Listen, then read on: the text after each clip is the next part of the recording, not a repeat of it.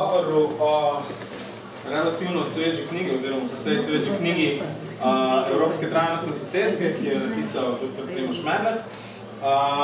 Danes je ideja, da se bomo pogovarjali o tej knjigi in o konceptu, ki je noter razdelan, oziroma kot lahko bi rekli celo nekem razvojnem modelu za urbanizem in nasplošno za prostorski razvoj, se pravi trajnostne soseske.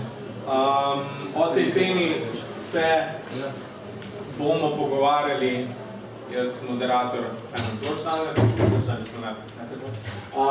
potem pa, kot sem že rekel, avtor Primož Medved, raziskovalec na Fakulteti za družbene vede, izredni profesor na Fakulteti za družbene vede, prostorski sociolog dr. Marjan Kočevar in zaslužni profesor na Filozofski fakulteti dr. Dušan Plut.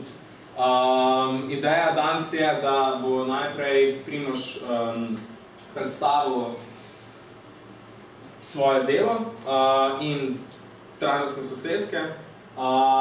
To bo na začetku krajša predstavitev, na to bomo dali obema gostoma priložnost, da tudi same pokomentirata, na to bo pa sledil pogovor, v katerem se bomo dotaknili najprej nekaterih recimo da problematičnih trendov, ki se dogajajo s trajnostnimi soseskami in s tem pač na nek način poskušali ubraniti jih pred temi trendi in pol v drugem sklopu se posvetili pogovoru v Sloveniji, zakaj v Sloveniji nimamo še trajnostne soseske in potem logičen policy korak je, kako priti do njih. Zamišljeno je kot pogovor, na koncu seveda kolektivni pogovor s publikom. Tako da Primož, kaj tebe, prosim. Najprej se bi rad zahvalil za to možnost organizatorjem. To bo v bistvu malo neobičajna predstavitev, ker drugače je v okviru teh socioloških okroglih miz, je samo okrogla miza. Tokrat imam pa možnost tudi za 15-minutno predstavitev, tako da se rad zahvalil za to organizatorjem. No, v glavnem, mogoče en predgovor, nek uvod v sploh raziskavo.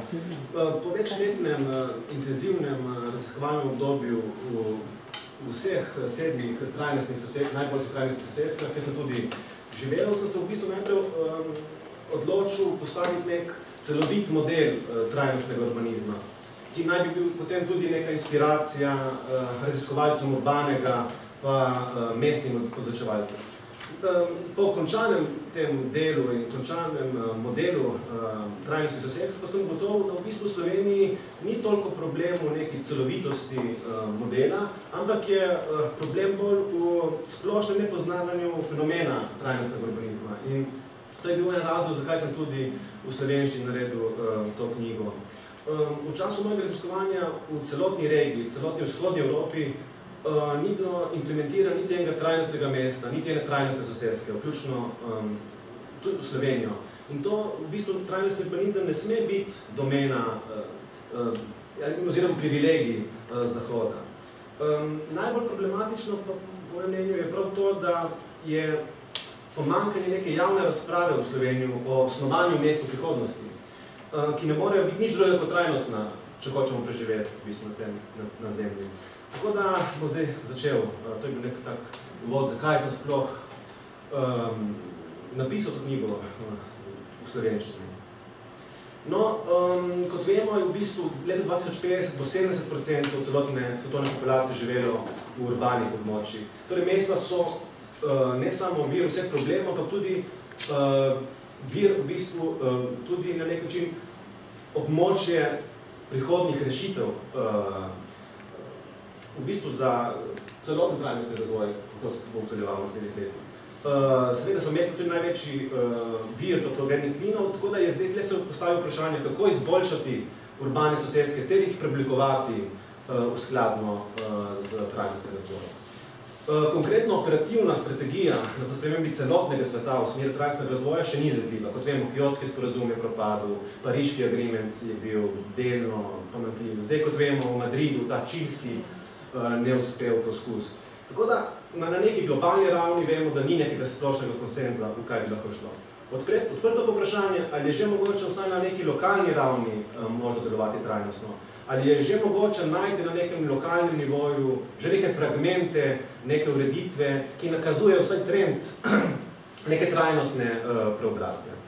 In to so trajnostne soseske. Moramo povedati, da trajnostne soseske so nastale kot odgovor na suburbijo, kot na neko toksičnost bivalnega okolja suburbija, kot odraz povojnega ameriškega sna, ki temelji na individualizaciji, konsumizmu, alienaciji v neestetskih enodružinskih hiščah v periferijah, brez javnega prostora, brez centrov soseske, z veliko porabo energije in z izredno veliko odvisnostjo od avtomobila. Zdaj, samo o definiciji trajnostne soseske jih je ogromno. Mogoče na najbolj celovitih, tudi najbolj citiranih je definicija od Karla Falka, po katerem je trajnostna soseska mora vključevati 4 ključne elemente. Najprej je to trajnostno bivalno okolje, ki nudi nek balans med rezidenčnimi conami in storitvami in poslovnimi enotami, kar bi naj bi zagotavljalo neko dolgoročno ravnovesje v lokalni skupnosti. Mora biti seveda dobro povezana in lahko dostopna preko javnega prevoza, to je ta drugi steber. Tretji je, da mora biti načrtovana tako, da ohranja neko vzdržno, trajnostno rabo različnih naravnih virov in mogoče tudi ponavadi je velikokrat zanemarjeno to dejstvo, tudi temeljiti na nekem soodločanju lokalnih prebivalcev, da so ljudje v centru te soseske, ter na dogovornih lokalnih organizacijah, društvih, ki delujejo skladno s trajnostnim razvojem. Na več debatah, tudi več raziskovalcev tudi vprašalo, ok, trajnostna mesta, zakaj pa ne trajnostne vasi? To so bile izredno popularne, predvsem 90-ih, pa tudi zdaj trajnostna vas kot nek model, kako bi se lahko model nekih trajnostnih skupnosti. Jaz pa mislim, da ne. V bistvu nisem nič proti trajnostni vasi, ampak kam bomo dali prioriteto in to mora biti definitivno v trajnostna mesta. Prednost mest v primerjavi s trajnostnim ekovasmi je najprej neodvisnost avtomobilov. Tukaj mislimo na zmanjševanje marginalizacije nevoznikov, ampak nevozniki so seveda otroci, starejši, vendar tudi osebe s hendikom in dostikrat pozabljamo osebe, ki se ne morejo privoščiti avtomobila. Povprečno je strošek avtomobila 40% povprečne neke plače, če pogledamo. Tako da ta odvisnost, brezpogojna odvisnost je napaka. Druga prednost trajnostne soseske je kulturna pestrost mest, o tem lahko debatiramo seveda. Ne moramo pa debatirati, da je prednost trajnostne soseske v primerjavi s trajnostnimi vasmi dovolj velika kritična masa ljudi za vzdržni javni prevoz. In predvsem dovolj velika kritična masa ljudi za glavne servise, kot so osnovna šola, srednja šola. Mi ne moremo si predstavljati, da lahko ima vsaka vas svoje srednje šole, svoje bolnice. In ne nazadnje tudi lažje recikliranih vseh tipologij odpadkov, razen organskih proizvodov. Nažalost, glede na to, da imam samo še nekaj minut, bi z veliko veseljem tudi predstavil zelo podrobno vseh 7 trajnostnih sosesk. Ampak tokrat bom samo vizualno predstavil, v bistvu, da dobite nek občutek, kako te trajnostne soseske izgledajo. In za vsako trajnostno sosesko bom rekel samo 2 elementa, par besed. Kar je škoda, planiram pa, da bom naredil enih 7 predavanj in za vsako sosesko čisto posebej vzpostavil, ker je vsaka soseska je nek unikum, ki ponuja ogromno nekih trajnostnih rešitev, ki jih lahko uporabljamo. Najprej sem začel raziskovalno delo aprila leta 2013, kjer sem obiskal Freiburg. Tam sem obiskal 2 soseske, to so Vauban in Riesefeld, kjer sem tudi živel. Vauban v Freiburgu je v bistvu najbolj popolna trajnostna soseska. Zgrajena je bila preko stanovanjskih zadrug, kjer so ljudje v bistvu prišparili 30% pasivne hiše, ki so izgradili, seveda pod nadzorom mestnih urbanizmom, so bile 30% cenejše, kot če bi jih sami gradili oziroma če bi jih kupili na trgu.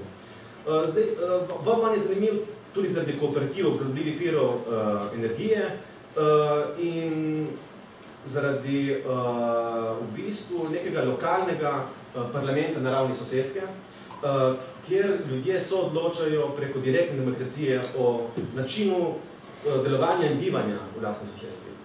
V zadju samo dajem slike, da dobite nek občutek, kako izgledajo te soseske. No, zakaj je pomemben Vauban? Zaradi v bistvu, ko je bila narejena prva soseska, je bila kako uspešno in vsi ljudje so hoteli živeti tam, da so se mestni urbanisti odločili drugo sosedsko v mestu, Riesefeld, za 11.000 ljudi, in to je bil največji gradbeni projekt regije Baden-Württemberg. No, to hočem reči. Prvi eksperiment je nujno potreben, da se v regiji vzpostavi na področju trajnostnega urbanizma, ker to potem povleče kot nek domino efekt za naprej. No, in po vzpostavitvi Riesefelda je v bližnjem mestu Tübingen, ker sem tudi obiskal, to je mesto Primoža Trubarja, bila po istem v bistvu principu narejena tretja sosedska v regiji, francozijske Firke.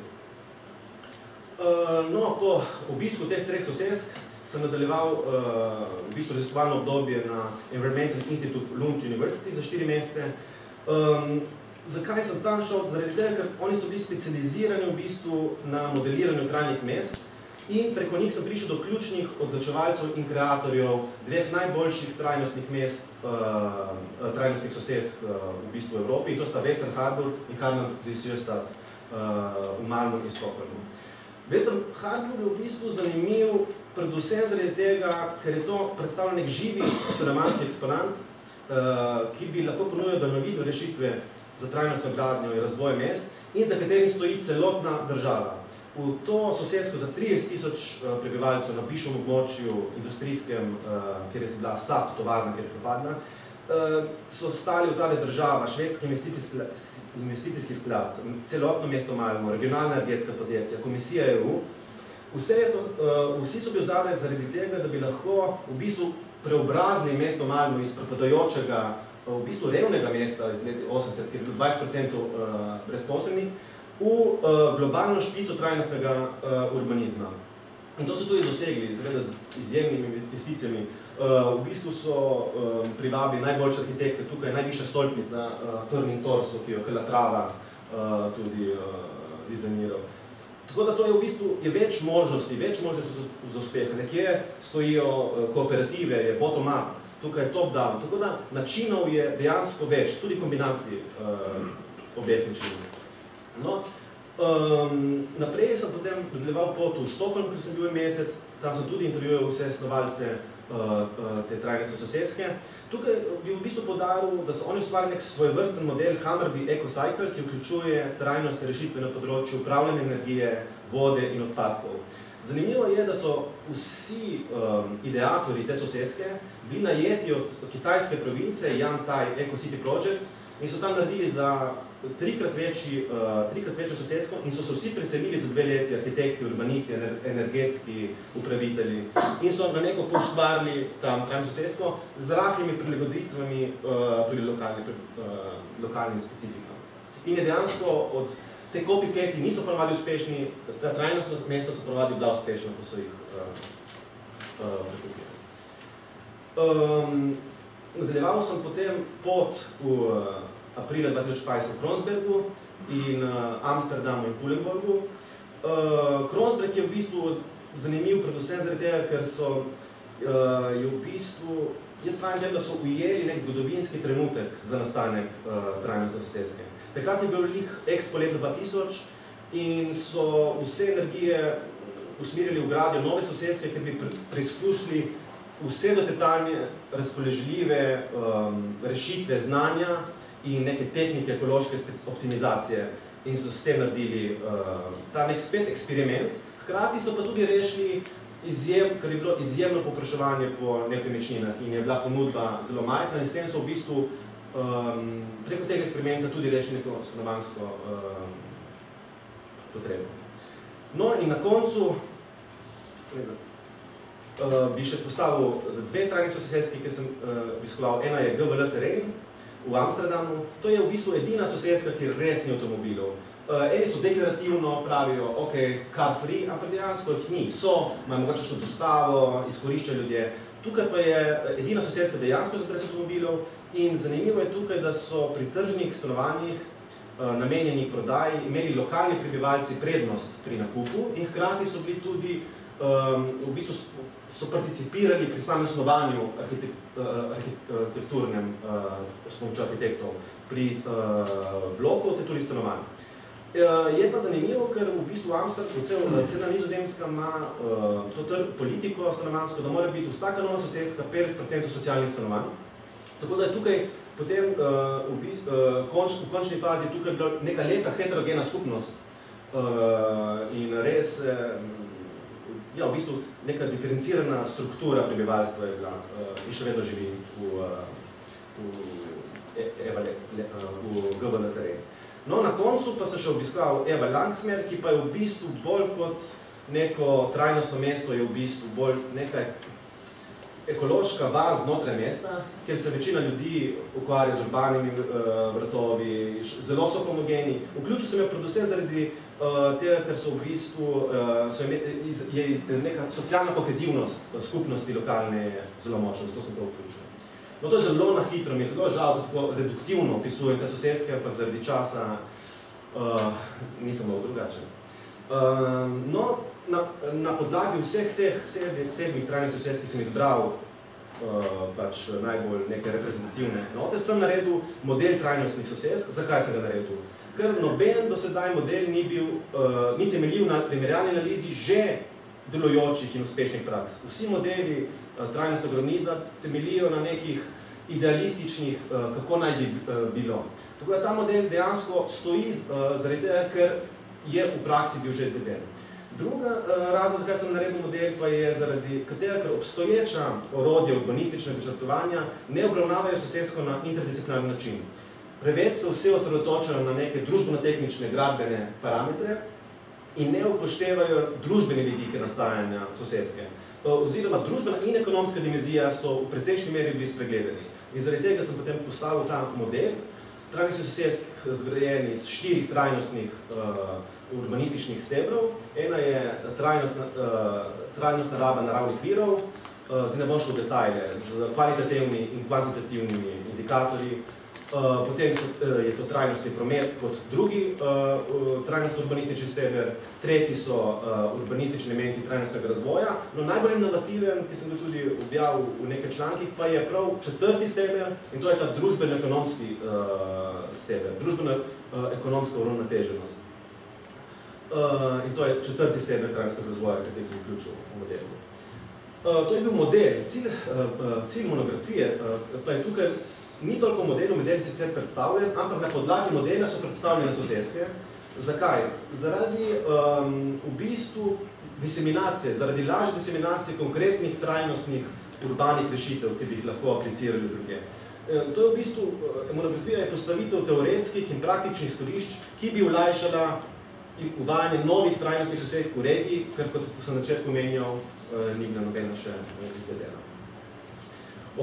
Zdaj smo pa čisto pri zaključku. O kritiki avtonomnih trajnostnih sosedstv mogoče malo več kasneje. Mislim, ja. Omenil bi samo, da je v bistvu glavni problem je to, da tudi ko so nastale trajnostne sosedske, so bile cenovno dosegljivo, ampak z leti, ko so ljudje prodajali, in ko so bile to tudi zaželeno in v nereguliranem ekonomskem sistemu, so cene izredno zvišale in zdaj so postale v bistvu neke elitne cone mest. In o temu, v bistvu beseda, katero zato imenujeme, je nek nov izraz gentrifikacije, ki se tiče ekogentrifikacije. In to je vse, neka zelo skrčena kratka predstavitev. Ok, no zdaj, hvala temu, da smo dobili pač neko okvirno idejo, o čem govorimo, kaj tema v bistvu pogovarja. Zdaj bi prosil še oba druga gosta, če oba, kot smo se dogovorili, podata nek krajši komentar. Se bolj v tem. Jaz sem pa ravno obratno mislil. Se bomo vsi imeli priložnost. Imam uro, tam je da sem moram 5 minut, ker se v redu. Najprej hvala lepa za to povabilo. S Primožem sva sodelovala že kot somentor, sem sodeloval pri doktorski dizertaciji, bil sem tudi v komisiji in potem pri recenziji, ki je bila bolj formalna same knjige. In moram reči, da sem se ogromno naučil. To se mi zdi, da je najprej treba počrtati, da sem preko empiričnih dejstev, ki jih je on navedel, bolj, bom rekel, jasno in nedvomno začel verjeti, da je na področju urbanizma oziroma da je mesta možno urediti. Jaz se bom omejil na svoje področje kot geograf, da je mesto možno zasnovati in da mesta lahko delujejo kot ravnovesni ekosistem. To se mi zdi, da je pravzaprav z tega mojega področja ključna sporočilna nota. In sicer je Primož to, kar je zelo konkretno raziskoval mesta z vidika prometa, kar se mi zdi izjemno pomembno in po mojem mnenju eden največjih problemov in najtežje rešljiv problem, ker se je celotna struktura mest pravzaprav prilagodila avtomobilu namesto, da bi se mesta seveda prilagodila naravnemu okolju oziroma naravnem ekosistemu. Tukaj se je zgodil en, bom rekel, velik zločin, če temu tako rečemo, ki ga bo izjemno težko popraviti. Izjemno težko. To je ena stvar. Drugo, kar se mi zdi zelo pomembno, Primož, tudi iz tega, kar si zdaj povedal, pa mogoče stavek ali dva več na to temo. Sodobno, sonaravno razmišljanje gre predvsem v tej smeri, da mesta na področju virov poskušajo čim bolj samostojno in samozadostno delovati. Jasno je, da zaradi velike gostote prebivalstva to ni možno v celoti uresničiti. Pa vendar, če pogledamo samo področje, recimo, električne energije, ki bo po mojem mnenju, ne po mojem mnenju, ampak po mnenju vseh drugih, ključna oblika energije prihodnosti, ključna oblika, ne več nafta, ampak električna energija kot taka in prav zaradi možnosti uporabe sončne energije, vetrne energije in geotermalne energije, ki je prisotna v urbanem ekosistemu, to so strehe in tako naprej, je možno zagotoviti in je tudi, ne bom šel v podrobnosti, mogoče kasneje še kaj o tem, je možno zagotoviti predvsem na področju električne energije in v veliki meri tudi toplote, to se pravi ogrevanja in ohlajanja, samo zadostnost mest. Skoraj v celoti. Če pa vzamemo mestno regijo, torej kot organizem, to se pravi mesto vključno z ne tako širokim primestnim prostorom, je pa to absolutno možno zagotoviti. In to je, po mojem mnenju, en velik optimizem. Da, nisem dolg, počasi bom že kar začel zaključevati. Kje vidim zdaj, Primož, mogoče še eno zadevo, kje vidim tvoj doprinos tukaj? Predvsem v tem strukturnem modelu trajnostnih sosedstv. Dosedanje raziskave si že sam podal, ampak to želim še posebej počrtati. Dosedanje raziskave niso izhajale iz empiričnih dejstev. Tukaj so pa zelo konkretne podatke. Toliko je poraba energije, toliko se je pregodilo v mestu, če bi še to uporabljali, bi še to, da ne govorimo o deževnici, o reciklaži, odpadkov in tako naprej. Torej, na osnovi empiričnih kazalcev je možno oceniti dosedanja mesta, to se mi zdi posebej pomembno, in seveda tudi uporabiti kot model za načrtovanje naprej. Za Slovenijo bomo še kako besedo verjetno spregovorili. In jaz mislim, da je možno na osnovi delovanja teh sosesk, mestnih sosesk v zahodni in severni Evropi narediti tudi model, tako kot si sam zapisal, Primož, za mediteranski tip mesta, ki ga enostavno ni možno, bom rekel, soseske ni možno zdaj opredeliti, ker jih ni, kar je katastrofa, če mene vprašate v tem trenutku, ko govorimo o podnebnih spremembah in se nam zadeva ruši, bom rekel, na celi črti, je možno to narediti in seveda to je tudi en zelo pomemben koncept za organizacijo mestnega življenja v 21. stoletju. Če sem bil zdaj bolj pesimistično razpoložen, in se mi je zdelo, da za te megalopolise enostavno ne bo možno najti rešitev, me seveda niso zdaj že soseske, mestne ekološke ali trajnostne, kakor soseske v celoti prepričale, vsekakor pa dajejo en optimizem za to, da lahko organiziramo tudi urbani način življenja v okviru sonaravnih praks. In potem pa zaključil, če sem nekaj že prej obljubljal. Zelo na kratko, prej morda to, Primož je na našem centru za obhodno sociologijo raziskovalec in je zelo v redu, da je za tega, ker nas prizemlji ostale, ker včasih malo preveč filozofiramo in če se zdaj odločim na knjigo, mislim, da je prva taka značilnost, ki je res odlična, je, da je knjiga sistematična, dobra struktura je, in da dejansko poveš pravzaprav bistvene stvari okrog problema, ki ga proučuješ. Zdaj pa mogoče, ta družbeni vidik. Ja, jaz sem tega zavestno poslal. Ja, ampak družbeni, polski pa ekonomski so seveda povezani, se ne damo ločevati med njimi. Ampak neizbežno se seveda postavi vprašanje ne toliko tega pridevnika trajnostno, kot soseska, recimo. Kaj je soseska nasploh in kako je bistveno drugačna od siceršnje soseske, vidimo tukaj že, in ko priberemo, vidimo, da gre za manjše stvari, seveda, za enkrat. Ja, do 30 ljudi. Ja, do 30 ljudi. Zdaj, soseske imajo relativno slab sloves, takšne, ki so bile, recimo, ko so nastale slab sloves, v bistvu, na kakšen način gledamo, te, ki so nastale v 60-70 let prejšnjega stoletja, zaradi gostote, zaradi večjih zadev, recimo, se pravi, ta družbeni vidik zadeva pravzaprav vidike komunitarnosti, ki se razvijajo, se ne razvijajo.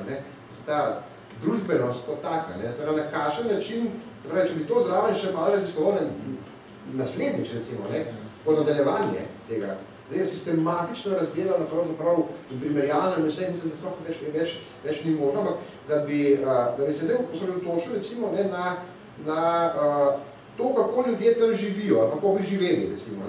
Zelo sistematičen pregled, kakšni odnosi se lahko razvijajo.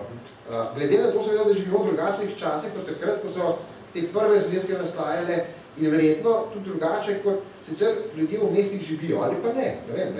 Se pravi, te zimnovi principi, anonimnosti, socialne distance, ne vem karkoli že, vse te zadeve, mogoče če še malo, če bi jih malo vročil in pripopal zraven, analizirano na to. Kot neko nadaljevanje. Mislim, da bi bila to krasna stvar, se bom popolnoma strinjam. Ta tvoja knjiga in tudi izmed najključnih stvari dokazuje, da je trajnostnost v mestih možna. Celo, seveda, kot sam poudarjaš, to mi zelo dopadlo, da pravzaprav so mesta lahko bolj trajnostna kot vasi, kot podeželje. In marsikoga ne možeš to prepričati, pravzaprav, seveda. Mobilizem in druge zadeve. In zaradi tega mislim, da je krasna stvar in je super, da je išla v sociološki zbirki. Zaradi tega, ker sociologi nismo navajeni mogoče na tako jasnost, sistematičnost, natančnost in hkrati je blazno informativna knjiga. Da se prebereš jo v šutu, recimo.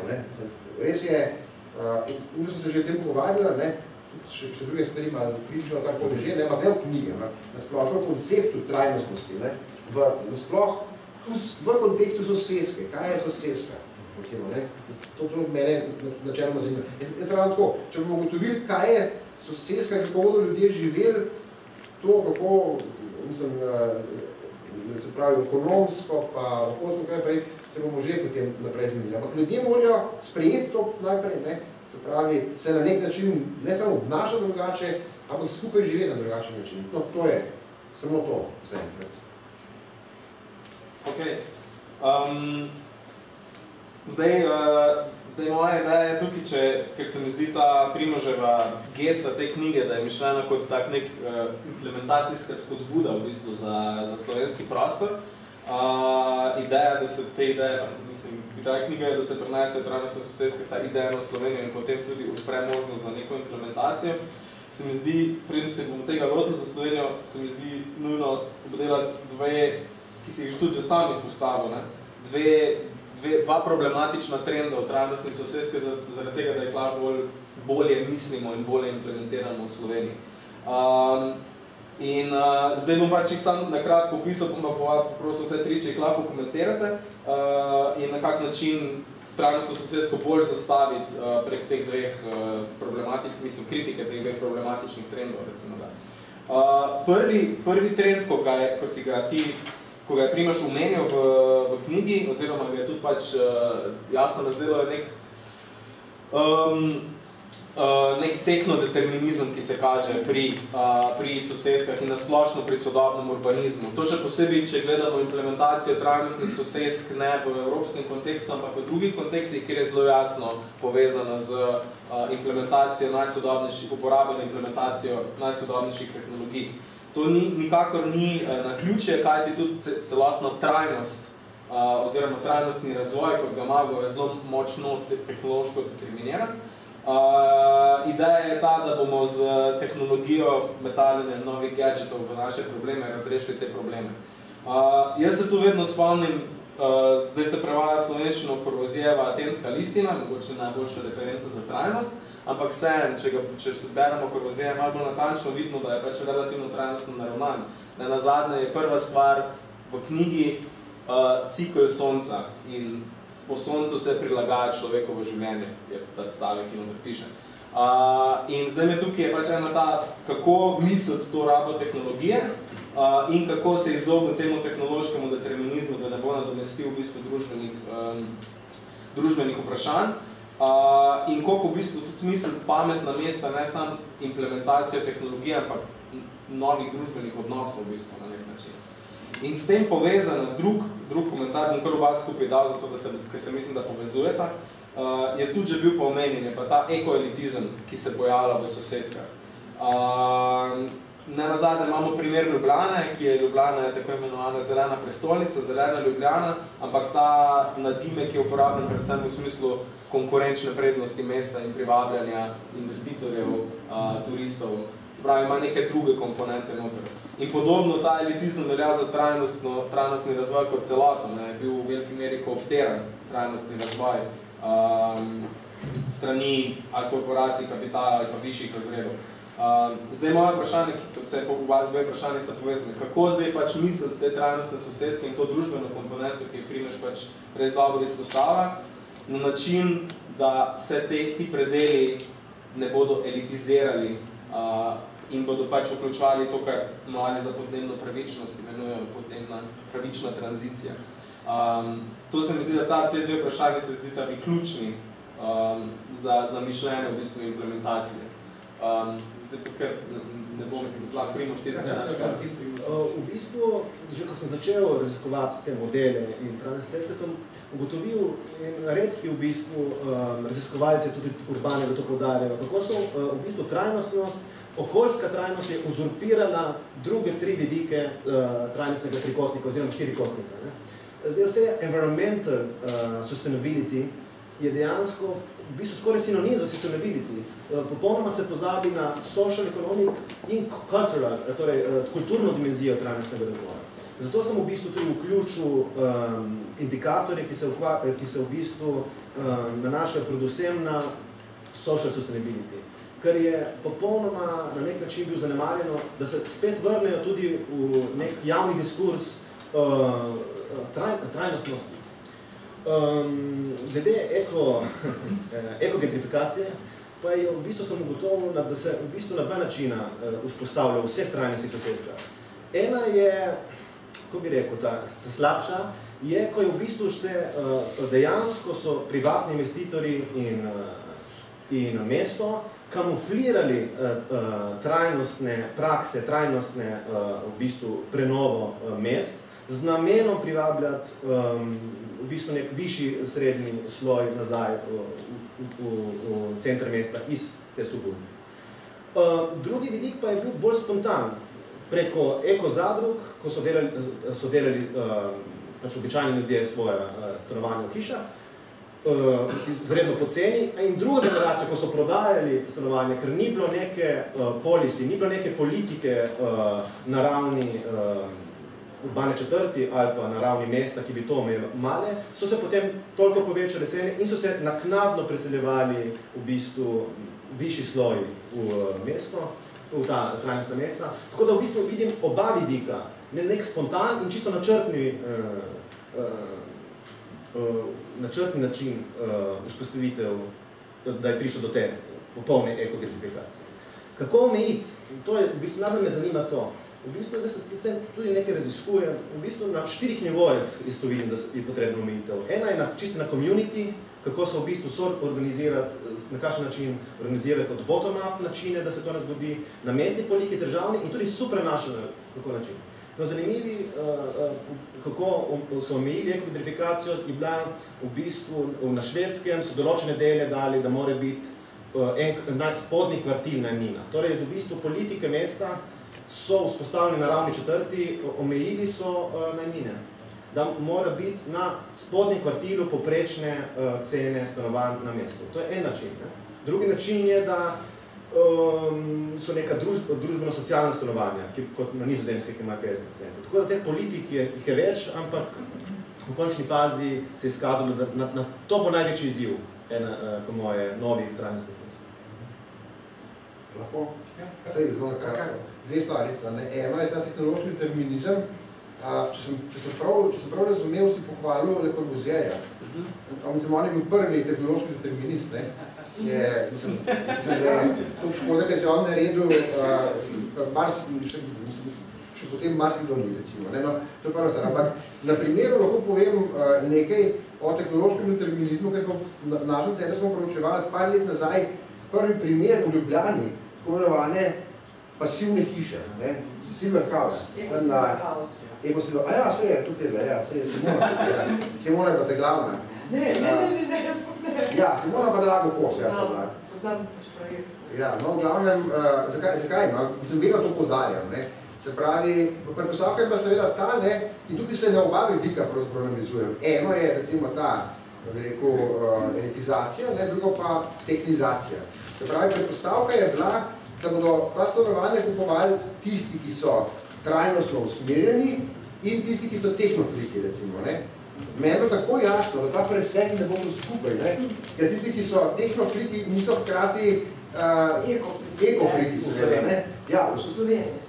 Ja, ne vem, načeloma mislim, no, da ljudje, ki dejansko želijo trajnostno živeti, ne, mislim, da ne postavljajo tehnologijo v prvi plan, recimo, ne, a ni nujno.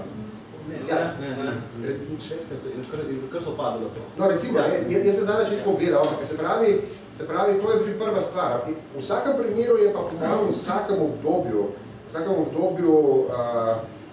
obdobju razvoja drugega, kakoli že, ne, je tehnologija na nek način, ta tehnološki determinizem na nek način užah, da se nekaj dobrega zgodi, da bolje živimo ali kakoli že, ne. In to ni nobena izjemna. Tako da tukaj mislim, da ni kaj tazga, kar bi bilo v zvezi z trajnostjo kaj posebnega.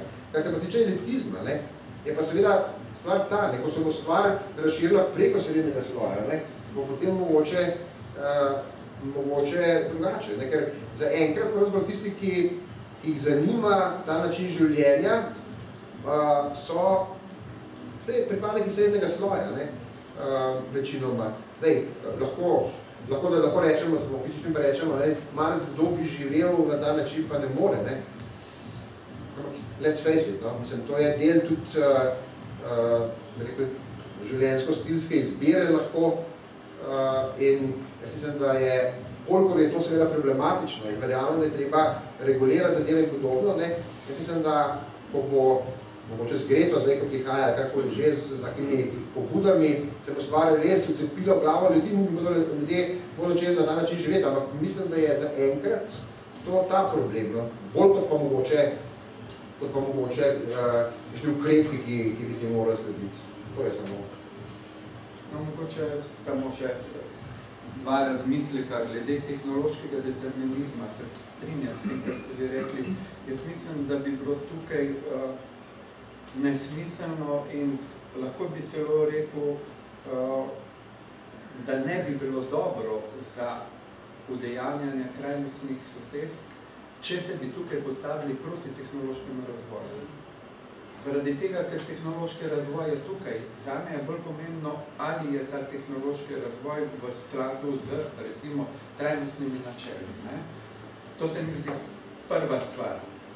Drugič, zdaj se dogaja nekaj zelo, po mojem mnenju, zanimivega in je pravzaprav tem našim tezam blizu. Namreč v mestih in nasploh v energetiki se dogaja zdaj pravzaprav energetska revolucija. Mogoče se tega premalo zavedamo. To je zdaj ključna postavka, jaz mislim, prve polovice 21. stoletja je odziv na energetsko revolucijo. Mi prehajamo iz centraliziranega načina oskrbe z energijo, ki zahteva visoke tehnologije. Jedrska energija, recimo, tudi kakorkoli jemljemo, bom rekel, termoelektrarne, niso samo mlinčki in tako naprej. In zdaj prihaja do decentralizacije. Obnovljivi viri energije prinašajo decentralizacijo, kar pomeni, da ni nobenega razloga, da bi tehnologija nadzirala, recimo, trajnostne soseske. Trajnostne soseske se lahko avtonomno odzovejo na vprašanja oskrbe z energijo. In je zame to velika prednost.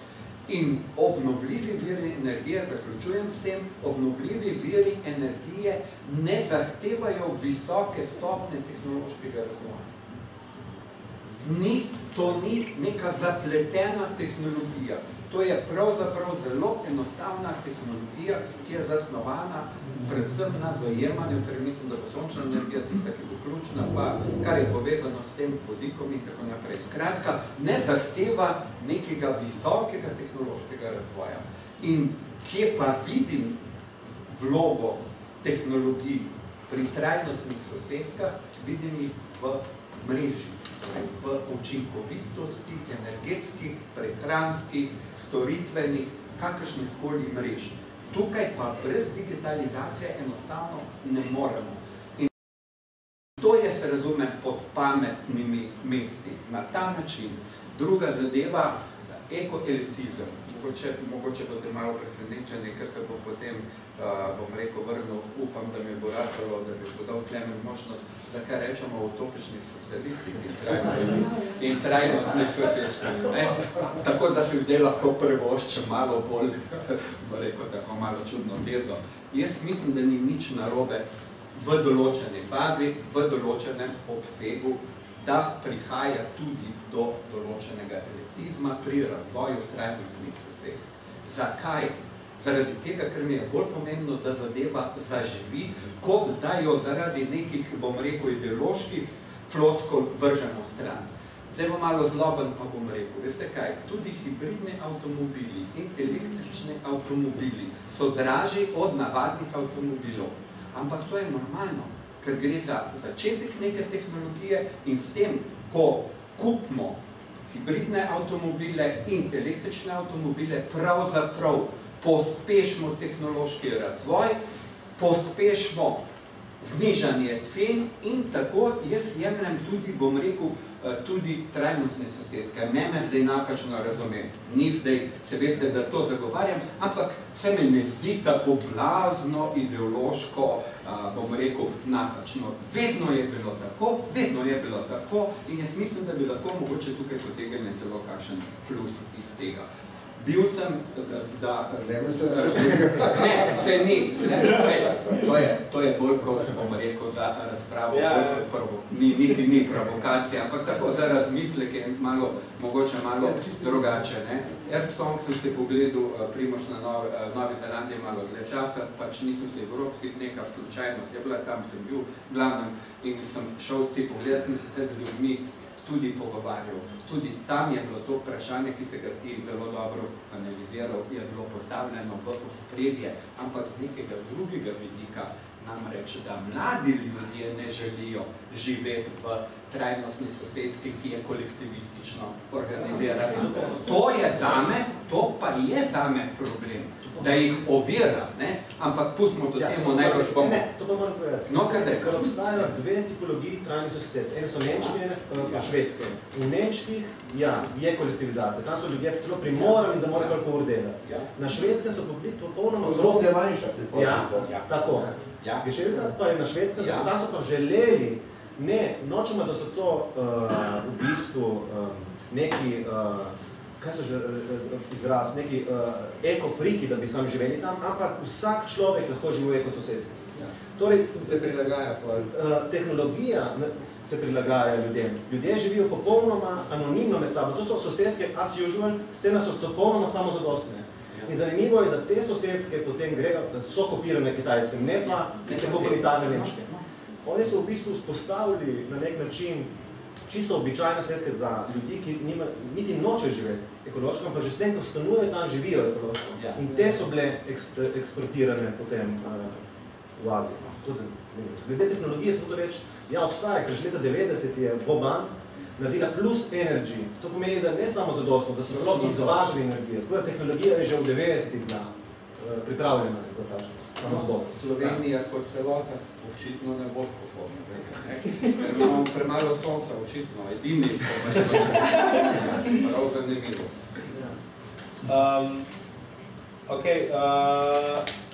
Se mogoče zdaj se je bila že omenjena Slovenija, da se kar najbolj premaknemo na Slovenijo. Se pravi, da mislim, te trajnostne sosedske imajo, ti si izpostavil 4 stebre, ne? Zdaj vsak ta steber se pa lokalno implementira glede na lokalne specifike. In zdaj prej pač sploh začnemo razmišljati, kaj implementirati v Sloveniji in mogoče prvi korak, da se sploh vprašamo z vidika trajnosti, ne? Prostorske trajnosti, prostorske ureditve in okolja na splošno, katere so neke te ključne stvari, ki bi jih naj prostorska organizacija ali pa trajnostna sosedska, potem, ko bomo pri implementaciji, bom drugače zastavil, no? Ampak ki bi jih mogla naslavljati v bistvu, ne? In prostorsko, okoljsko, tudi družbeno, ne, nazadnje, kjer so te neke ključne stvari, ki bi jih bilo treba nasloviti v sosedstvu. Ja, dve besedi, se pravi, poselitev pa avtomobilizem, jasno, ne? Nazaj je težko veliko, ne, zdaj. In zapraviti, ne vem, zelo veliko denarja, seveda, ampak problem je seveda v tem, ne, da ne samo, da je poselitev taka, ne, ampak so tudi vrednote poselitvam takšne, ne, da je tako, kot se zdaj. Se pravi, avtomobilizem, avtomobilnost in razpršena poselitev so po vseh raziskavah, ki jih delamo že leta, kažejo na to, da se bi ljudje masovno težko navadili ali bi težko sprejeli kaj tazga, kar ne bi vključevalo osebnega avtomobila. Ne? In življenja večje gostote, recimo, ne, tudi, ne? Se pravi, to se mi zdi osnovni problem, no? Mislim, to ne bi nič drugega rekel, pravzaprav, ker to se mi zdi glavna stvar. Dokler tega ni, ne, potem jasno ni investicij v javni promet, zadeve, ki se navezujejo na to, seveda, ne? In to življenje definira, ne, popolnoma, ne, seveda, življenjske sloge in vse, ne, tako da mislim, da je to bistvena stvar. Problem. Ja, po teh vrednote, po teh analizi vrednot, prostorskih vrednot, je bilo lih v bistvu, ki si ti vedel, ne? Ja. Da, kako v Sloveniji nimajo pravega v bistvu predstave, kaj je to trajnostno bivanje. Za njih je trajnostno bivanje hiša v gozdu. Zamenjava živeti v naravi, pa živeti z naravo. To je problem. Ja. In to je nek bistven problem. Zdaj, a je dovolj kritična masa ljudi, vseeno Sloveniji za eno sosedsko? Za eno sosedsko. Za prvo sosedsko. No, mogoče na to temo, zelo konkretno, pa mogoče pa res malo zlobno. Pred kakšnimi 10 leti nekako se mi je zdelo, da bi bilo morda pa že čas, da bi v Ljubljani prišlo do tega, ne, do neke trajnostne sosedske in sem šel do gospoda Gaška, ki je pa prostorski razvoj, tako šef urbanizma in tako naprej. No, in ste bil precej tečen očitno, ne, in pol me ni mogel drugače odpraviti, rekel, da malo se pa v tej smeri že razmišlja. In so bile že 3 lokacije kao temu namenjene, ne. Kaj se je seveda potem zgodilo, da enostavno, ko je prišlo na višjo stopno do župana in moram reči, da tudi do profesor Koželja, kar me je po svoje, pravzaprav, če sem iskren, malo presenetilo, ni bilo nobenega pravega razumevanja za to. Primož, strinjam se s tabo, jaz mislim, da v tem trenutku v Sloveniji ta zavest ljudi, zaradi vsega tega, kar smo že prej povedali, tudi zaradi tradicije bivanja in prenašanja podeželskosti v mesto in tako naprej, da je po mojem mnenju skoraj bi bil bi bilo, bom rekel, greh, da se čaka, da bo prišla pobuda tukaj v spodje. Jaz mislim, da bi morala država, da bi se morala država glede na vse to, kar se zdaj dogaja, glede na podnebne spremembe, glede na to, da so zdaj že zelo jasne zadeve, da se da zadevo organizirati v skladu, z nosilnostjo okolja, da bi seveda država pa zdaj že končno lahko prišla do tega, da vzpostavi neko, bom rekel, pilotno zadevo. Ampak konkretno, zelo konkretno. Če se bo to zgodilo, jaz ne vem. Gremo v tej smeri. Gremo v tej smeri. Absolutno. Ampak to ne pomeni, veste, recimo, imate pa pol primer, recimo, Gojka Staniča, ne, da en plus damo, ne, ki pa se trudi, da bi v Črne vasi, ne, pa poskušal tudi od spodaj. Nič narobe, morda se bi dalo to celo povezati, pa bi te dve pobudi se združile, pa bi bila ta pobuda državna za neko podporo, ker v začetku to pa najbolj se strinja, Primož, kljub samo je potrebno razumevanje državne, predvsem pa mestne politike. To sem si prav natančno še danes malo pogledal, pa včeraj, ker me je spet začelo zanimati, ne, ker ti daje optimizem, ko to prebiraš, da bi šle v tej smeri. Dalo kaj naredi. Je pa res sem še en stavek kot geograf, se absolutno strinja, Slovenija je tukaj v težavnem položaju. Profesor Mlinar je to že desetletja v teh prostorskih strukturah, urbanih in podeželskih pisal in je ta razpršenost, je problem, ampak ni tako velik problem. Če bi se mi odločili za policentrični razvoj, v pravem pomenu besede, se bi ta fama o nujnosti potovanja in teh vse večjih dnevnih migracij, ker vse več ljudi prihaja v Ljubljani, se bi začela rušiti in bi ljudje videli, če bi bil seveda tudi organiziran promet in tako naprej, da se da zadevo obrešati. Predolg si bil, bom zdaj ti. Pa zdaj, jaz se strinjam pač s tem in tudi mislim, da je te vrednote v Sloveniji, poselitev so predvsem odraz razvojnega modela slovenskega, v bistvu in politiki so bile sprejete. Predvsem tukaj imamo v mislih stanovanjsko politiko, ki je onemogočala pač bivanje v mestih na nek način in je sila v samo gradnjo na parcelah od babic. In seveda prometno politiko, ki je bila osredotočena v gradnjo avtocestnega križa, ne pa v trajnostni transport. Tako da pač mislim, da je pač ta dva nivoja, ta kritična masa, ki meni se zdi, da relativno zavedanje o okoljskih problemih ga je relativno dovolj. Mislim pa, da pač imamo strukturno toliko visoke stroške, če bi vsakdanje življenje poskušal trajnostno organizirati, da je v Sloveniji to zelo oteženo. Ne nazadnje na vlak do Maribora iti že nočna mora. In seveda pač greš pa s prevoznikom, je še zmeraj najbolj ekološka oblika potovanja v Sloveniji, kaže. In zdaj, vezano na to vprašanje, če bi, naprimer, rečemo, ti si pač zelo eksplicitno spostavil lokalno raven, kar je recimo nek trend tudi progresivnih politik, vidimo, da se odvijajo v veliki meri na nivoju mest, Barcelona, Pariz, New York, deloma recimo, ampak če bi imeli možnost, če ste župani Ljubljane, in na kak način si znamo praktično zamisliti realizacijo. In tukaj bi predvsem postavil to vprašanje, ki je vezano tudi na prostorsko organizacijo. Ker trajnostne soseske so v veliki meri tudi te, ko jih je Primož opisoval, so vezane na novo gradnjo. Ali se je možno jih zamisliti tudi za ljubljanski primer, recimo, da v obliki prenove, na kak način bi to izgledalo, in koliko praktično bi se kot župani tega lotili. Večinoma so brownfield, torej ne novogradnje, ampak prenove. Industrijske. Si znamo praktičen model zamisliti v Ljubljani, če bi mogli zdaj iti ga na občino županu predstaviti. No, kar prijete druga generacija, naj poskusi.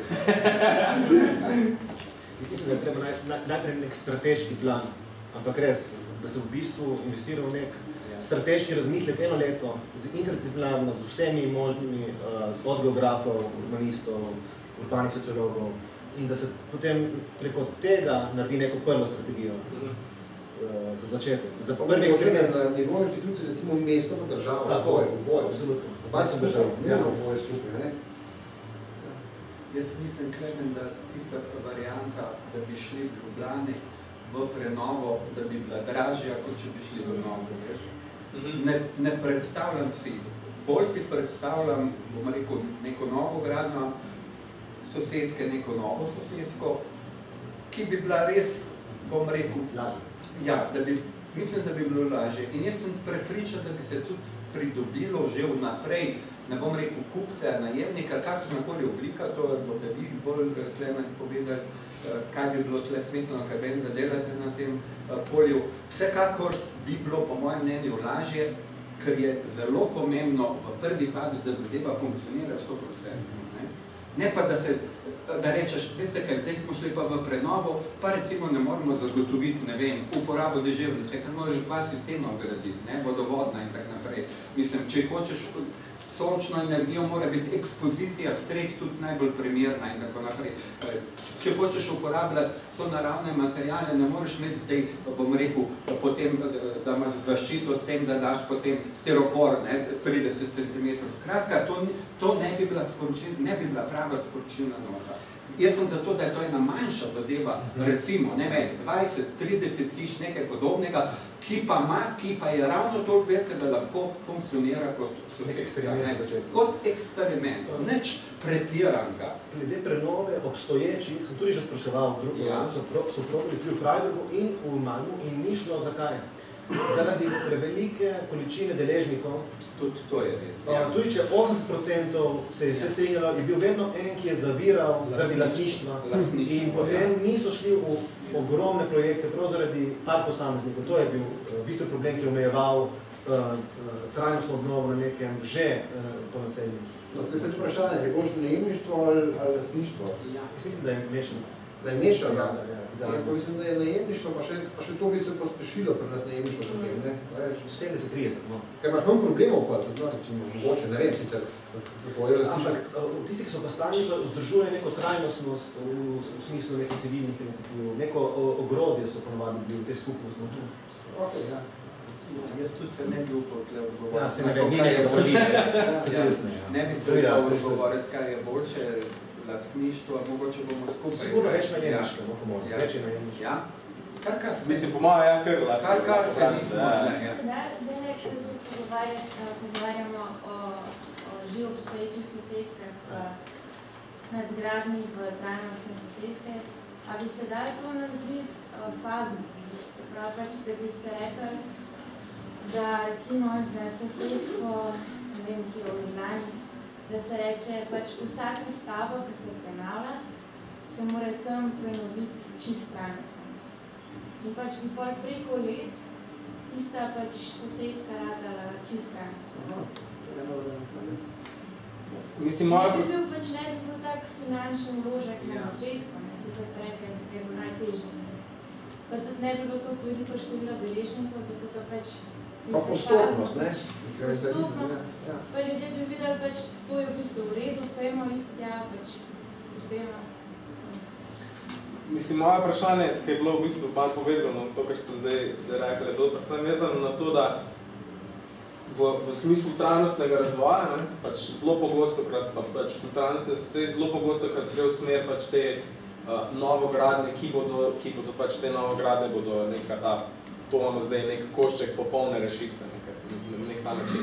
Ampak še vedno novogradnje v smislu stavbnega fonda v enem letu ne predstavljajo nekega velikega procenta. Še zmeraj bomo v dolgih desetletjih bo večina ljudi živela še vedno v starem fondu. In s tem starim fondom se ne smemo, pogostokrat, ko se pač osredotočamo na nove projekte, pozabljamo, da bi pač ta stari fond bo še zmeraj zapolnil večino kapacitet. In zaradi tega se mi zdi, da je treba razmišljati tudi v trajnostnem urbanizmu in v smer prenove ali pa reorganizacije rabe starega fonda.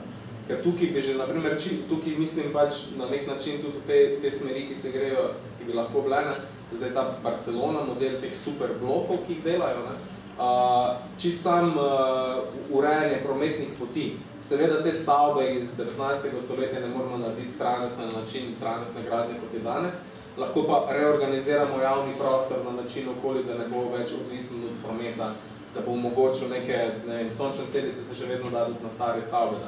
Zaradi tega se mi zdi, da zelo, in predvsem to mi je vedno ta razmislek, ki za mene pride iz tega, vsakič, mislim, prvič sem ga doživel, ker sem bil v Istanbulu in sem stal na tem glavnem mostu v Istanbulu in sem gledal ta Istanbul in sem bil tako, zdaj pač si zamišljam, zdaj je zvoljena za mene pač neka socialistična vlada in začne s trajnostnim razvojem, kaj se naredi z Istanbulom?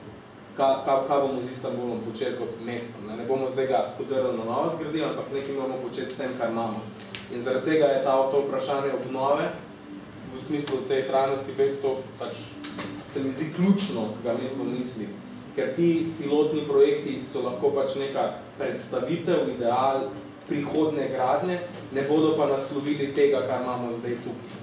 Ne, pa še eno, sem nekaj predvsem soseska, recimo, ko stopi nek ta, ki živi v trajni soseski, ven iz soseske, to je tako v filmih, eno ameriški film je bil tako v bistvu, ker stopi nekdo iz neke realnosti v drugo realnost, je nekaj čist drugega. Se pravi, ta človek, ki živi v tej soseski, se bo vse poprej pojavil nekje izven tega prostora, jasno, če je dinamičen človek, če potuje sem in tja, kakoli že, recimo, predpostavljam, da ta človek potuje kdajkar, ne tako kot ti se, recimo, da gre lahko sam z vlakom, lahko da se sliši, da greš ti v Manchester z vlakom, ampak recimo, da gre avionom, kaj podobnega. Kaj hočem reči, realnost, ta širša družbena je pol malo drugačna, pravzaprav, zato je res mogoče, to je res samo model lahko, dolgoročno, mislim, se pa strinjam s tem, da je verjetno ena možnost, pa izgledate smeri, se pravi, da postopoma začneš obnavljati stavbeni fond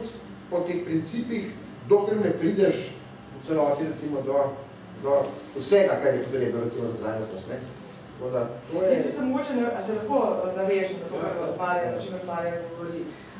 Zdaj se zelo strinjam, da trajnostna soseska ne more biti resort, To ni to, Potem bomo stopili ven iz eko-srebrne hiše, ki je narejena z Bežigradom in je eden od primerov, recimo, dobrih praksov v Ljubljani, podprt tudi strani Evropske komisije, ampak zgrajen strani privatnih investitorjev.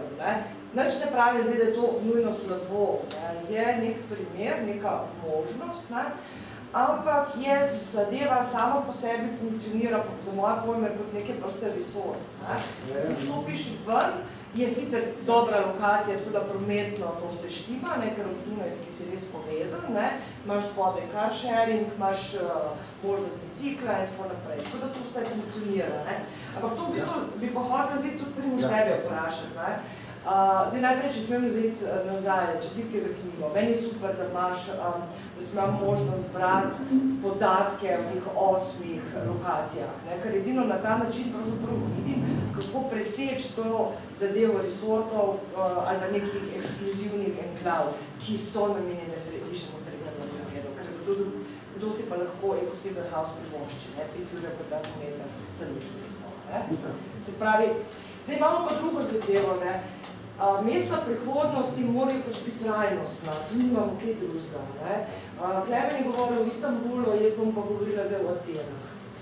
V Atenah, v centru Aten, ali pa v enem delu Aten, kot vemo, zadnja leta so novi prebivalci Aten begunci, so ljudje iz drugih kulturnih prostorov in recimo okoli ene od teh glavnih metropostaj, se je začel ta moj premislek o tem, kako zdaj mesto, ki je razpadajoče, ki je prazno, kako iz tega mesta narediti trajnostno mesto, ker edino trajnostna prenova nas tu pravzaprav popeljala v neko smer, ki si jo jaz pač urbanistično znam zamisliti, pa nisem.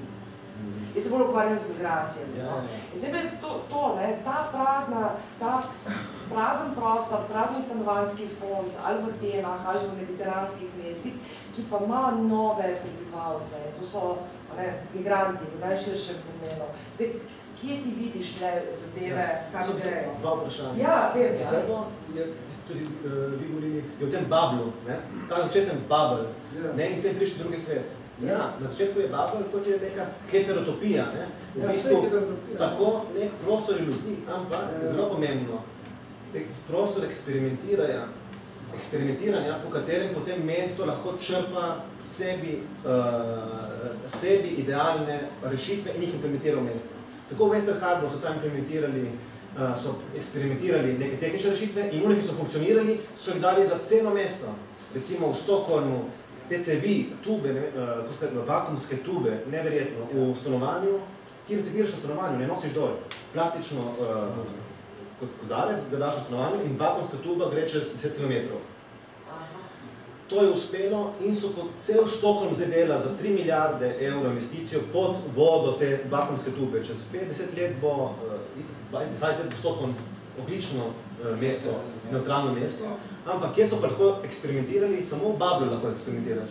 Ti moraš imeti se nekako izločiti, lahko je ritm, lahko ni, ampak tam lahko je prostor eksperimentirana, da lahko potem prevzamejo druge dela mesta.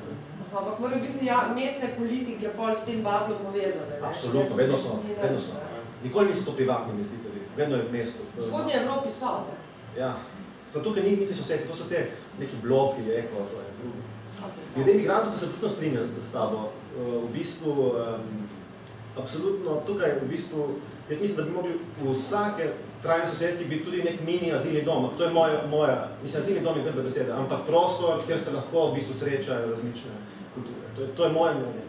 Ampak tukaj pa mora mesto in država imeti. To je tudi priložnost, ne, za te. Jaz se spomnim pred primera Dublina, ne. Včasih, ko sem je študirala v Dublinu, kratek čas, en trg, je bilo obrobje Dublina sivo, pusto in zanemarjeno.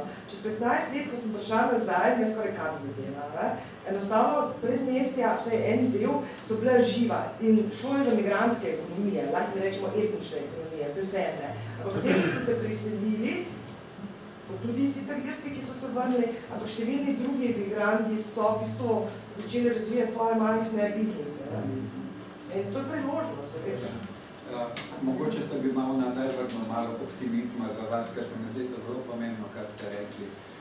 Prvič se verjetno veste, da preko ekološkega sklada se te zadeve dajo marsikaj pošlihtati, kar se tiče, bom rekel, sanacije. Problem je pa v tem, in tle jaz vidim tudi en elitizem ekološkega sklada, da enostavno socialno šibkim skupinam, ki se srečuje recimo tudi z energetsko revščino, pa enostavno ne pomaga, ker nima ustreznega, bom rekel, ustreznega vložka. Pa mogoče še malo optimizma v tem, da ne vem, kaj bo, ampak v načrtu, te energetsko-podnebnem načrtu, zdaj en je bil zavrnen, kot ste slišali, za nas smo naredili najslabši energetsko-podnebni načrt, smo dobili med vsemi 28 članicami, od 100 točk smo jih dobili 3, najslabši. Katastrofa. No, zdaj so ga že izboljšali in velika pozornost je namenjena toplotni sanaciji zgrad. In sicer na ta način, da bo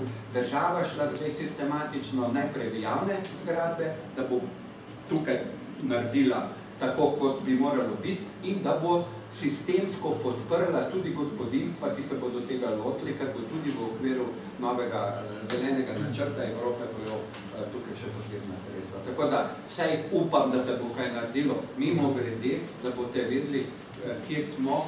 Okoli 35 do 40% vse energije je vezana na zgradbe. To je ogromno. Če tukaj naredimo en velik prodor, pomeni to velik energetski prehranek in seveda z vidika podnebnih sprememb velik prispevek. Mogoče se je v tej hiši 10-krat prevočil. Absolutno. Iskali smo že prej vsi živčniki, ki bi zadevo naredili. Okne smo prideli. Okne smo odprli, ampak je bilo prehrupno, sem to razumela rešitev. Na bivšo zimo nastavljeno, na -5, zdaj pa 15. Ne, to je to. Če se lahko še jaz marjam, jaz prihajam iz polnoma drugega sveta finančnega, iz državne razvojne banke, tako da principu se preko financ gledamo na stvari, ampak v resnici tudi tam se veliko zadnje čase zelo veliko ukvarjamo z tem vprašanjem, ker smo pač državna banka z stanovanjskim fondom, z novimi 10 stanovanji, ki se bo zdaj, kdo je pogledal, kakšno bodo, ne? In seveda, glede na to smo tudi trajnostno usmerjeni, tudi veliko ta trajnost nas zanima. Ampak v principu, v resnici, če se Peter povedal, mi niti ne vemo, kaj pravzaprav ta trajnost pomeni. Sem mislil, dobro, vaše knjige še nisem prebral, ampak v principu bi pa človek bi rad imel en takšen ali benchmark, ali checklist, ali karkoli, da bi rekel, aha, kdaj pa je trajnost? V sociološkem smislu, v ekološkem smislu, To je vse noter.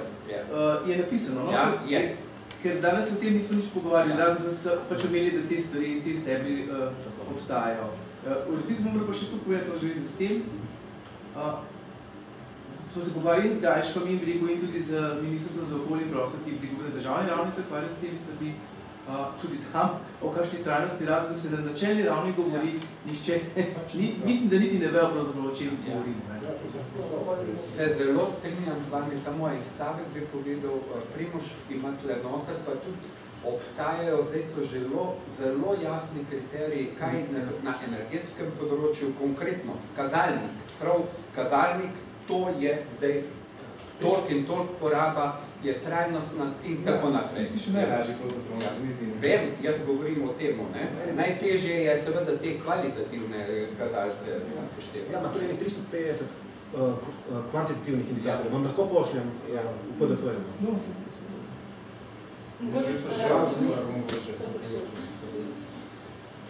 Za upravništvo se ukvarjam, sem blizu in to tematiko zelo dobro poznam. Vse je stvar ekonomije. In ljudje grejo z veseljem v obnovo stavbe, ker veliko šparajo. In se to masovno v bistvu dogaja. Financirano je lahko tudi iz privatnih sredstev, imate po Sloveniji kar nekaj, ki voza kapital zelo ugodno, ga investirajo in dolgoročno poslovajo socialno šibkim. Torej počta model, ki ga Petrol po investicije v prihranke v in na terenu se ogromno dogaja na nivoju čiste ekonomije. Ja.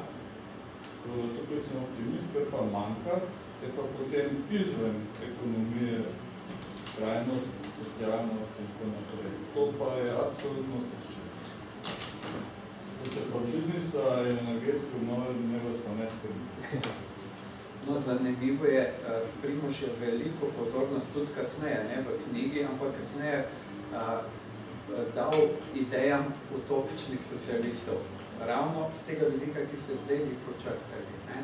Zakaj je zadeva propadla zatem? Oni so imeli vse to, kar se tiče lastnine in tako naprej, vse v redu, urejeno, predvsem je bil problem, ko prihaja do primerjave načina življenja v teh utopičnih komunah, ki so nastajale, kje so bile v Združenih državah Amerike, v Angliji in tako, Irska in tako naprej, se je pokazalo to, kar ste vi rekli, da enostavno zadeva ekonomsko ni funkcionirala. In zato se mi zdi, da je zelo pomembno pri trajnostnih sosedskah, da se zagotovi, bom rekel, dolgoročno, da zadeva funkcionira. Ne samo kratkoročno, dolgoročno, da funkcionira, da bojo ljudje, tako kot ste bi rekli, začutili, da se jim varčevanje splača in da jih država za to nagradi, ne pa kaznuje. Ker zdaj so, recimo, kaj bi se moralo narediti, pa ne zdaj zrak poskočiti, jaz mislim, da bi morala biti cena energije različna. Da bi morala biti cena energije odvisna od porabe. Če je večja poraba, zelo visoka, nerazsipna poraba, bi morala cena energije potem temu primerno naraščati. Vem, se zavedam vsega, da je to blazno težko, da bi mogoče bila socialno najbolj šibke skupine, najbolj prizadete, ampak neke ekonomske spodbude bo enostavno treba poiskati, ker ljudje se iz entuzijazma ne bodo odločili za trajnostne sosedske. To se pa jaz delam kot ne delam nobenih industrij. To je na področju elektrike točno. Absolutno.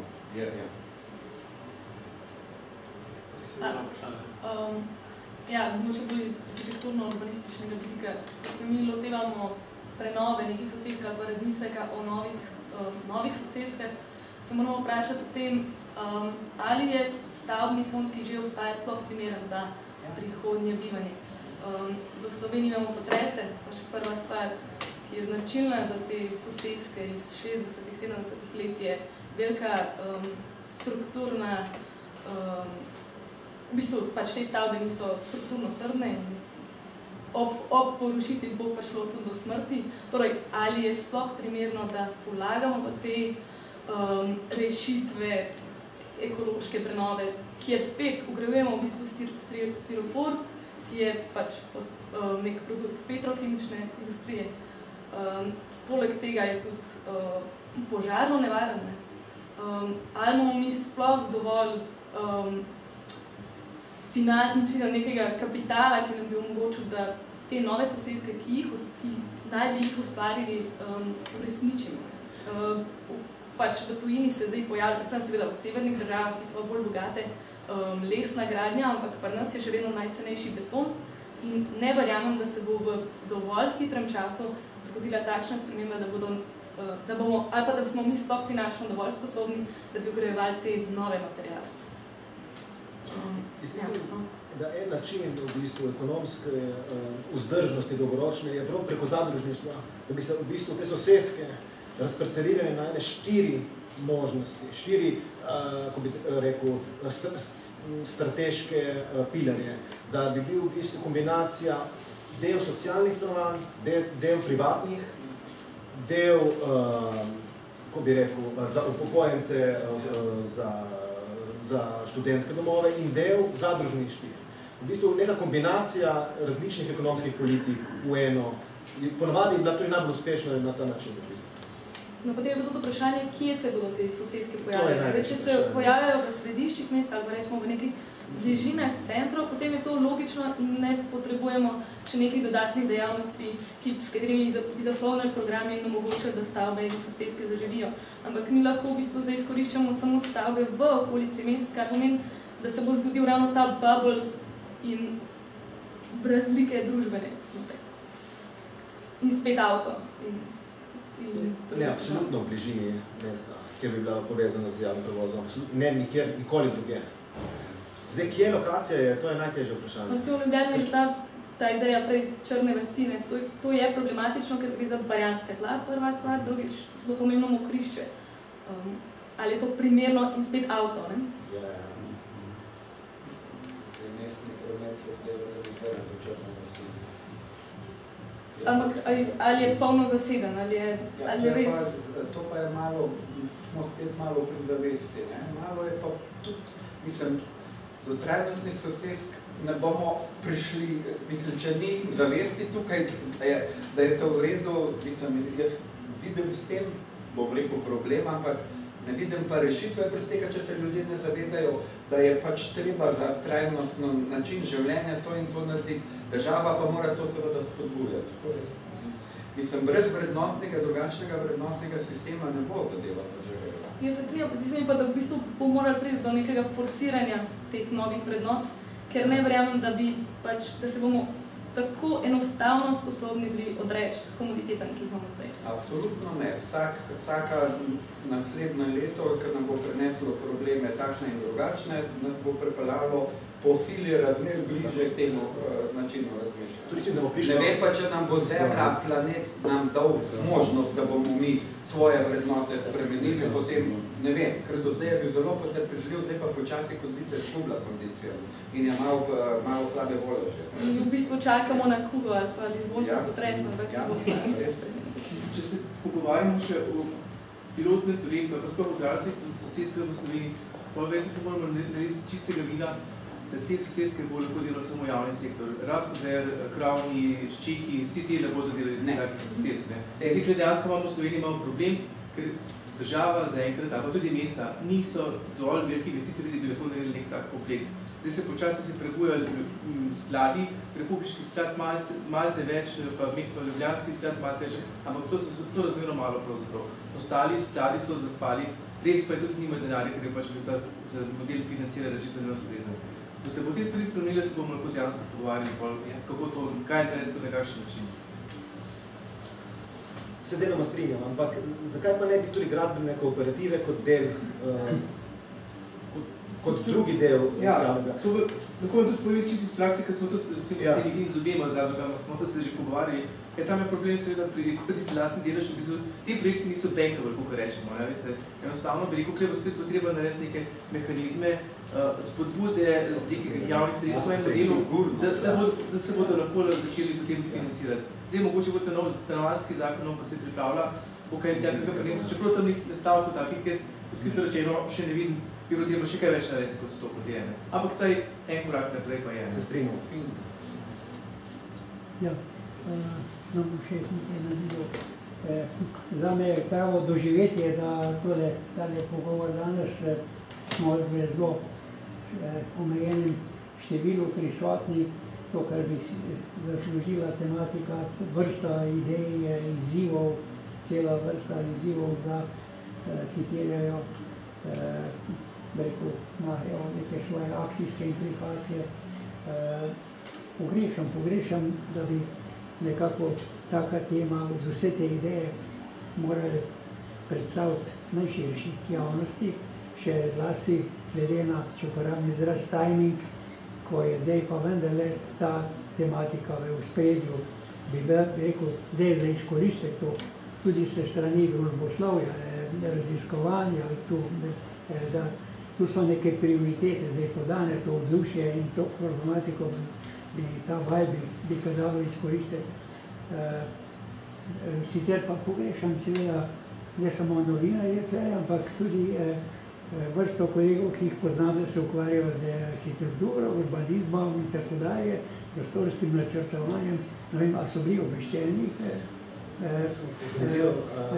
Nekako bi tako rekel, čeprav sem sokriv tam pri teoriji in praksi za stanje, da taka tema objaviti v teoriji in praksi, to je nula, pač za glede na posledice.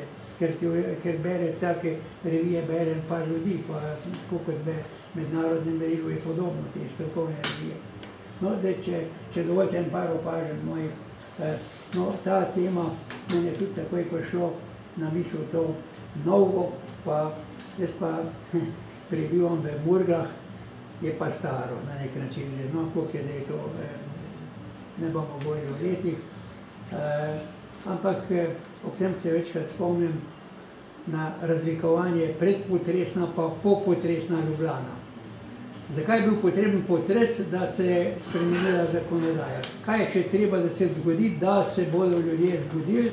Kako da se desetletja probleme, ki jih tudi vidijo, ljudje se po nesreče, recimo so bile razne ponesrečene zadeve, že tam tudi s smrtnim izidom, recimo pločniki in tako dalje, pa noben se nič ne zvani. Četrtne skupnosti gleda, kot da jih ni, soseska je pa v smislu bolj agregat, kot kakršnokoli zares soseska, v smislu neke skupnosti. Imamo 1000 gospodinstev, pa 1000 kosilnic, recimo, to nekako v tem stilu. To je izziv. Torej, tle je nekaj potrebno premakniti, ali bomo čakali nov potres in temu podobno, ali čakali nepovratno ekološko katastrofo.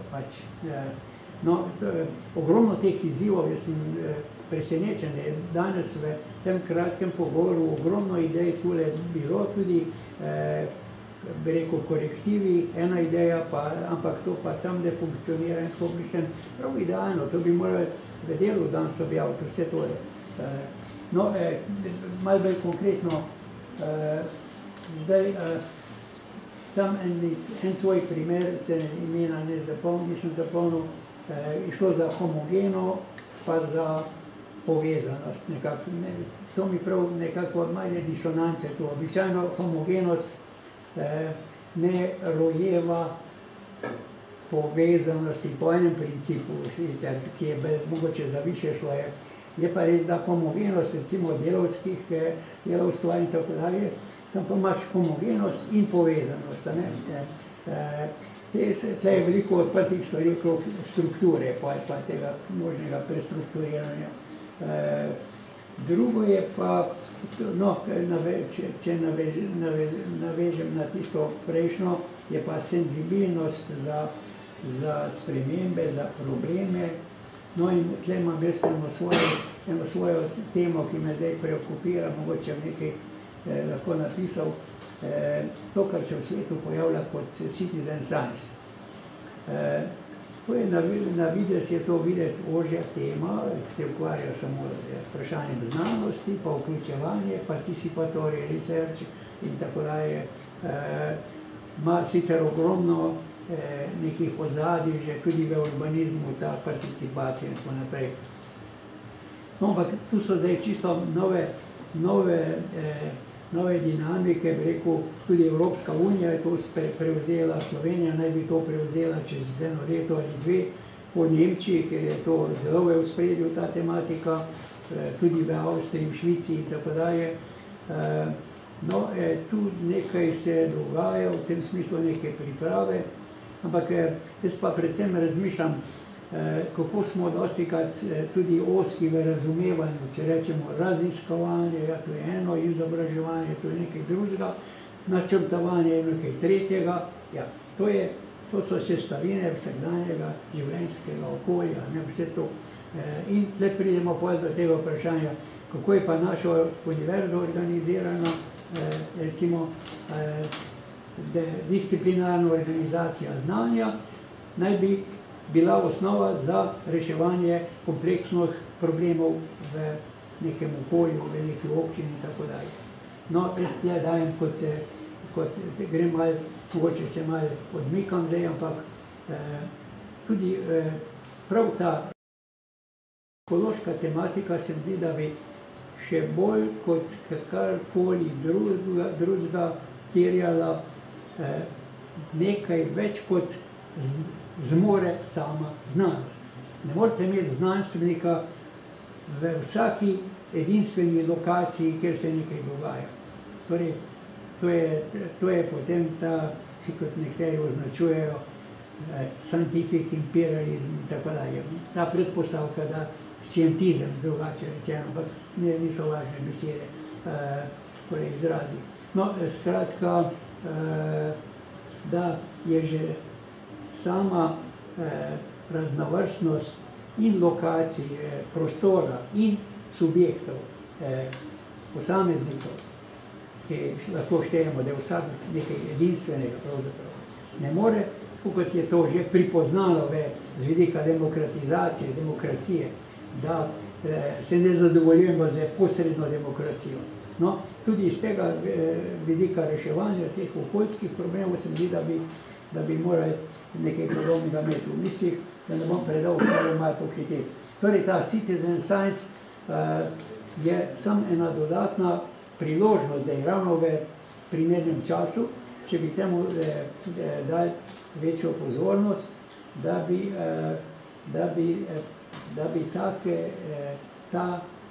bi skrajšali čas odzivnosti na določene probleme ali spremembe v okolju in družbi.